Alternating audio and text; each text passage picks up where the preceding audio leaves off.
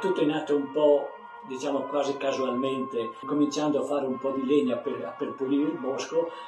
Piano piano incominciarono venute delle idee e ho cominciato a fare delle cose. Dapprima un'aquila, poi un gufo, un drago e un orso, e poi i personaggi delle più popolari fiabe, e uno dopo l'altro dalle ceppaie degli alberi divelti da baia sono nati veri e propri musicisti creati a colpi di cesello, fino a realizzare una squadra di suonatori già meta di tanti visitatori. Il creatore è Giorgio Osta, falegname di Padola di Comelico Superiore. Sua l'idea di valorizzare il sentiero che parte 3 chilometri a monte del paese, si sviluppa pianeggiante nel bosco e arriva fino alle sorgenti termali di Valgrande. Ho creato questa fila di personaggi che, ripeto, vedo che sono molto apprezzati. Quest'anno ci ho aggiunto qualche cosa, il giochino della pallina per i bambini, ho aggiunto un megafono per far ascoltare la musica nel bosco. Il sentiero della musica è arte pura, animata dalla passione, condivisa dalle regole che hanno supportato la creatività di Osta. Le idee non mancano,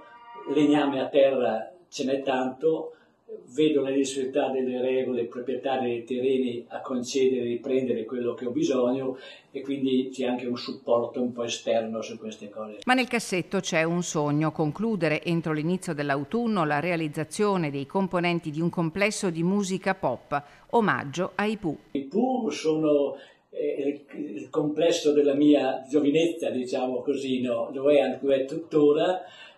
Difatti sotto pensavo di metterci sempre, considerando il consenso, visto che è il sentiero della musica, vorrei scrivere in Medachello: chi fermerà la musica, per ricordare una loro forse prima e bellissima canzone. E se Red Canziani è così bravo e gentile di farsi 2 orette di macchina per venirci a trovare, possiamo anche divertirci un po'.